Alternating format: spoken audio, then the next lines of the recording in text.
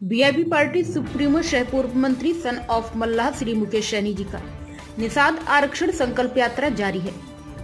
3 राज्य बिहार, झारखंड, उत्तर प्रदेश में 14 बड़ी जनसभा को संबोधित करेंगे, जिसमें लाखों लाख की संख्या में वीआईपी पार्टी कार्यकर्ता उपस्थित रहेंगे। मुकेश सैनी का भारत सरकार से एक मांग है, निषाद आरक्षण। श्री सैनी का एक ही नारा, आरक्षण नहीं तो गठबंधन नहीं, और गठबंधन नहीं तो वोट नहीं। यही संकल्प लेकर निषाद समाज को गंगा जल लेकर संकल्प दिला रहे हैं। आइए जानते हैं क्या कुछ कह रहे हैं VIP party supremo son of Mallah Shri Mukesh Saini ji. समाज के बीच में गए, अपनी हक अधिकार की बात किए और लाखों लोगों को संकल्प करवाएं। उसी क्रम में अभी हम लोगों ने निर्णय लिया है कि पूरे बिहार में, यूपी में, झारखंड में 14 जगह जनसभा करेंगे। ये बड़ी रैली होगा, हर जगह कम से कम लाख, सवा लाख लोग वहाँ पे पहुँचेंगे। वहाँ पे मैं जाऊँगा और वहाँ पे अपने हक अधिकार की बात करेंगे। और वो रैली जो है 29 तारीख से चालू होगा। 29 नवंबर को मोतिहारी में, सीभर में रैली होना है। 30 तारीख को सहरसा, दरभंगा में रैली होना है। 1 दिसंबर को झारखंड में पलामू में और रोहतास में रैली होना है। 2 दिसंबर को शनिवार को जौनपुर और उत्तर प्रदेश में होना है। उसके साथ ही कैमूर में होना है। 3 दिसंबर को पीरपैंती, भागलपुर और मुंगेर में होना है। 5 दिसंबर को साहेबगंज, झारखंड में और नौगछिया, भागलपुर में होना है। और 6 दिसंबर को बेगूसराय और मुजफ्फरपुर में होना है। तो एक साथ में 14 रैली होना है। एक दिन में 2 रैली होना है और लगातार 1 हफ्ता तक रैली चलेगा, जहां पे लाखों निषाद वहां पे पहुंचेंगे और वही संकल्प दोहराया जाएगा कि अपने हक अधिकार के लिए लड़ाई लड़ना है, अपने पार्टी के साथ रहना है, अपने बच्चे के भविष्य के लिए लड़ाई लड़ना है। और मेरी लड़ाई वही है, आरक्षण नहीं तो गठबंधन नहीं, और गठबंधन नहीं तो वोट नहीं। और ये निश्चित तौर पे ये जो स्लोगन है ये भारत सरकार के लिए है, क्योंकि हमारी लड़ाई जो है भारत सरकार को ही आरक्षण पूरा करना है। क्योंकि बंगाल में निषाद को आरक्षण मिल रहा है, सभी उपजाति को, बीन बिल्दार, नुनिया, मलाह को, सबको आरक्षण बंगाल में मिल रहा है। दिल्ली में निषाद के सभी उपजाति, बीन बिल्दार, नुनिया, मलाह को आरक्षण मिल रहा है, लेकिन बिहार में या झारखंड में, उत्तर प्रदेश में नहीं मिल रहा है। तो मेरा मानना है कि देश एक है, देश के प्रधानमंत्री एक है, देश के गृह मंत्री एक है, देश का संविधान एक है। फिर हमारे साथ कहीं ना कहीं भेदभाव हो रहा है। 75 साल से लोगों ने हमें यूं ही वोट लेते रहा, हमें बेवकूफ बनाते रहा। तो हम लोगों ने हक अधिकार के लिए लड़ाई लड़ते लड़ते, संगठन के माध्यम से लड़ते लड़ते अभी हमने पॉलिटिकल पार्टी भी बना लिया है। और आपने देखा कि किस तरीके से चढ़ाव उतार हो रहा है। अभी माननीय मुख्यमंत्री जी को भी मैं धन्यवाद देता हूं कि बिहार में उन्होंने जाति आधारित गणना उन्होंने कराया, और जाति आधारित गणना में आपने देखने के लिए मिला होगा कि बिहार में 0.10% निषाद समाज है। अगर 1 नंबर में ओबीसी में अगर हमारे यादव भाई है, तो दूसरा नंबर में निषाद समाजी है, जो 0.10% की संख्या में पूरे बिहार में है। तो और अति पिछड़ा में 36% हमारे पास संख्या है। तो निश्चित तौर पे आने वाले समय में वोट से ही सारा परिवर्तन होता है। बाबा साहब भीमराव अंबेडकर ने कहा था कि अब रानी के पेट से जो बच्चा जन्म लेगा, जरूरी नहीं कि वही राजा बनेगा। अब राजा वो बनेगा जिसके पास वोट होगा। तो वोट हमारे पास है। गरीब जनता का वोट से ही देश का प्रधानमंत्री चयन होता है, और गरीब जनता के वोट से ही राज्य में मुख्यमंत्री बनता है।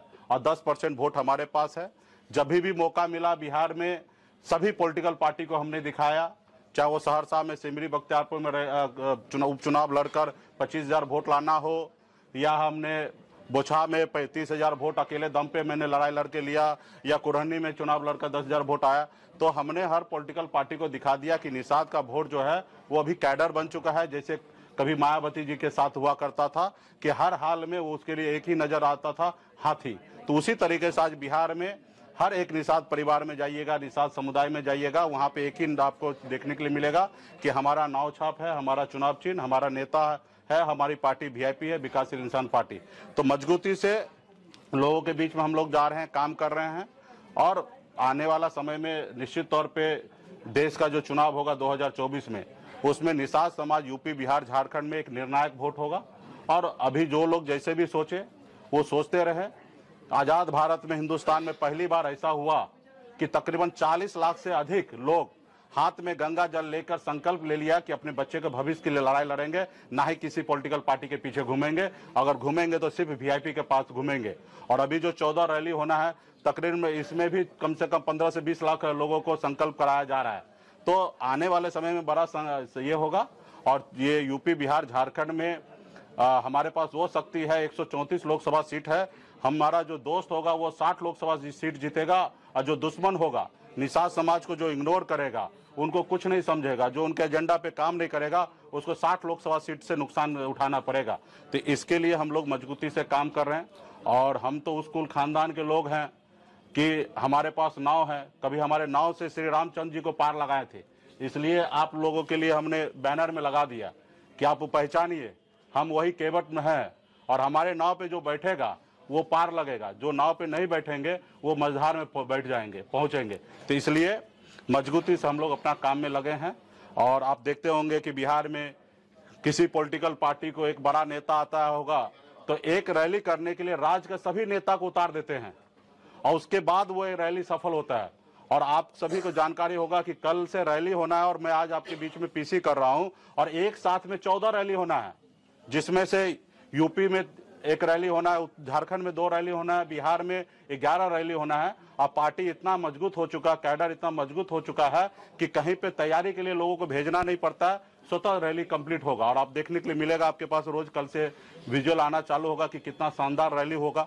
अभी हाल फिलहाल में आपने देखा बापू सभागार में भी एक रैली हुआ, और रैली में आप देखें कि जितना नेता है उसके सामने में अगर देखिएगा तो 100 लोग भी नहीं पहुंचा।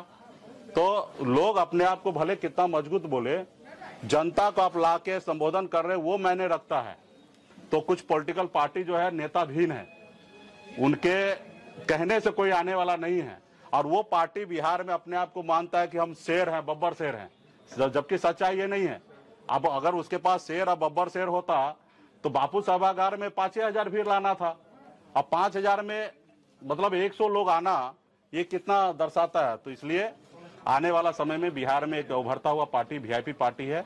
हर पॉलिटिकल पार्टी को अपना क्षमता दिखा चुका है, और आने वाला समय 2024 में बहुत मजबूती से हम लोग काम करेंगे। अभी तो 14 रैली है। आप सबसे आग्रह है कि देश में गरीब पिछड़ा का आप लोग हक अधिकार के लिए आवाज हमेशा बुलंद करते हैं। अभी जो 14 को रैली होगा उसको ईमानदारी से जनता के बीच में भेजिएगा, क्योंकि आप भी एक अपने आप को जज हैं, और आप जज जब हैं अंदर आत्मा से, तो उससे डिसाइड कीजिए कि गरीब पिछड़ा का बेटा संघर्ष कर रहा, तो आप लोग भी मदद कीजिएगा।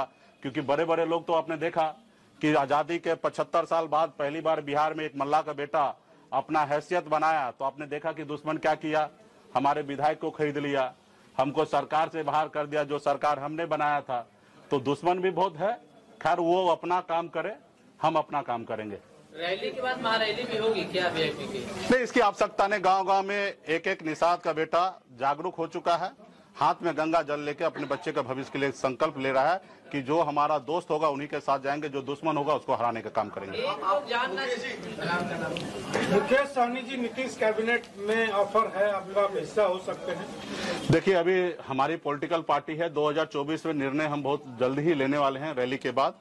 अभी कुछ भी बोलना सही नहीं होगा, अभी हम अपने रैली में लगे हुए हैं। प्रदेश की जनता जानना चाह रही है कि मुकेश सहनी जो है वो भारत में रहेंगे कि इंडिया में रहेंगे, पसंद क्या है, ये लोग जानना चाहते हैं। देखिए, अभी हम अपने काम में लगे हैं, इसका भी जवाब बहुत जल्दी हम आप लोगों को रैली समाप्त होने के बाद हम आप लोगों को दे देंगे। अभी रैली में हम लोग बिजी हैं, हम अपने पार्टी के सभी लोगों से मिलेंगे, देश का सिचुएशन समझेंगे, देश में गरीब युवा सबके बारे में सोचकर निर्णय लेंगे। जो भी निर्णय लेंगे उसमें बिहार का भी हित होगा, हमारा देश का हित होगा, निषाद समाज का हित होगा, ये सब सोच समझ के लेंगे। अभी तो हम दूसरे काम में लगे हैं, और वो काम पूरा हो जाएगा तो निश्चित तौर पे। आपने राम का यहाँ पे राम की तस्वीर लगी हुई है, लेकिन जो बिहार सरकार है वो छुट्टियों में कटौती करती है, हिंदुओं की छुट्टी में, लेकिन जो अदर संप्रदाय के पर्व है उनमें बढ़ोतरी की गई है। खास करके रामनवमी का भी छुट्टी कैंसिल।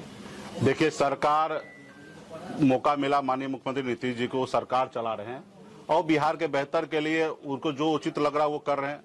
और रहा कि अगर वो गलत करेंगे तो जनता आने वाले समय में परिणाम देंगे।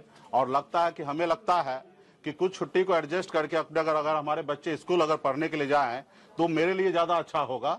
लेकिन हाँ, किसी के भावना के साथ हमें नहीं खेलना है। अगर कुछ छुट्टी अगर एडजस्ट होकर अगर हमारे बच्चे स्कूल जाएं तो मेरे लिए ज्यादा अच्छा है। त्योहारों में छुट्टियां बढ़ाई जा रही हैं, इस्लामिक त्योहारों में छुट्टियां बढ़ाई जा रही हैं, उस पर क्या? इसकी जानकारी मुझे नहीं है, और आपने कहा मुझे बताइए कौन सा इस्लामिक धार्मिक में छुट्टी बढ़ाया जा रहा है, तो फिर मैं उसका जवाब दूंगा। लगातार चल रही है। हाँ हाँ, कब से कब तक ये 14 रैली हो जाएगी? ये अभी कल 29 तारीख से नवंबर से चालू होगा और 6 दिसंबर के बीच में 14 रैली हो जाएगा। एक दिन में 2 रैली होना है, तो 7 दिन में लगातार 7 दिन रैली होगा। हर रोज 1 रैली 2 रैली होगा और 7 दिन में 14 को रैली होगा। केवल बिहार में ही होगा कि उत्तर प्रदेश? बिहार में 11 रैली है, उत्तर प्रदेश में 1 रैली है जौनपुर में, और झारखंड में 2 रैली है। टोटल 14 रैली है। अंतिम दिन रखा गया है मुजफ्फरपुर। क्या ये गले लगाई जाए कि मुकेश सहनी मुजफ्फरपुर से चुनाव लड़ेंगे? नहीं, देखिए, मुजफ्फरपुर निषाद समाज का राजधानी है और 6 दिसंबर को जो है बाबा साहब जी का श्रद्धांजलि दिवस है, इसलिए मुजफ्फरपुर और बेगूसराय रखा गया। उस रोज विशेष कार्यक्रम होगा। उस रोज का रैली जो होगा बाबा साहब के नाम होगा। तो ये है, और निश्चित तौर पे मुजफ्फरपुर निषाद का राजधानी है, तो वहाँ पे धमक स्पेशल होगा। मुकेश जी, क्या मान लिया जाए कि आपने तस्वीर जो नाव की लगाई है, अगर 24 का चुनाव जीतना है तो आपके साथ लोगों को आना होगा? हाँ, मेरे नाव पे बैठना पड़ेगा। कोई ये उम्मीद करे कि मैं उसके पीछे पीछे चलूं तो ये वो कल्पना करना भूल जाए। जिनको अगर 24 में पार लगना है, क्योंकि केवट हम हैं, भगवान श्री राम जी को भी पार लगना था तो केवट महाराज के पास आए थे। उसी तरीके से जिनको भी 24 के चुनाव में आगे निकलना है, सरकार बनाना है, वो निषाद समाज के पीछे आएंगे और निषाद समाज के एजेंडा को अपनाएंगे, तभी उसको नाव पे चढ़ने देंगे। पहले जैसा नहीं है कि प्रभु हम आपको पार लगा रहे हैं, बाद में हमको लगा दीजिएगा। नहीं, यहाँ नाव पे चढ़ने से पहले कुछ दीजिए। उस पार जाना है तो आरक्षण लागू कीजिए। मुकेश जी, अगर आरक्षण नहीं मिलता है हाँ। तो फिर किधर रुख करेंगे? क्या तीसरा आरक्षण नहीं मिलता तो अभी तो एक एजेंडा है कि भाजपा को हराना है। ठीक है, बहुत बहुत धन्यवाद। मंत्री बनने के बाद वहाँ 3 लोग भारतीय जनता पार्टी के साथ है, लेकिन 7 लोग जो है उनके विरोध में है। तो 3 लोग उनके जिंदाबाद कर रहे हैं, 7 लोग तो मुर्दाबाद भी कर रहे हैं ना। एक ही लोग नरेंद्र मोदी जिंदाबाद भी कर रहे हैं और मुकेश सहनी भी जिंदाबाद भी कर रहे हैं। आपको नहीं लगता कि अगर आप बीजेपी के साथ नहीं गए तो वोटों का कन्वर्ट करवाना? अभी जो कुछ लोगों के पास अपना भावना भी है, उस भावना को हम कदर करते हैं। जब समय आएगा तो वो किसी एक ही नाव पे चढ़ेंगे, 2 नाव पे सवारी नहीं करेंगे। उस समय में उनके अंदर आत्मा को देखना है कि अपने बच्चे के भविष्य के साथ जाना है या हवाई में जाना है। नीतीश जी ने ऑफर किया है कैबिनेट में शामिल होने के लिए, भाई ये सब तो होंगे कि नहीं? देखिए, आप सभी को बहुत बहुत धन्यवाद। नीतीश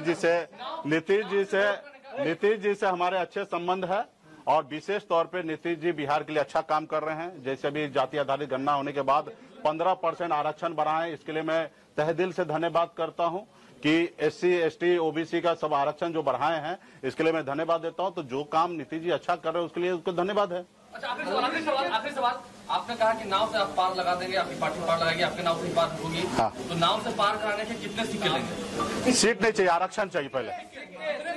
हाँ, सिक्के नहीं, आरक्षण चाहिए। हाँ, आरक्षण चाहिए, सिर्फ आरक्षण। बहुत बहुत धन्यवाद।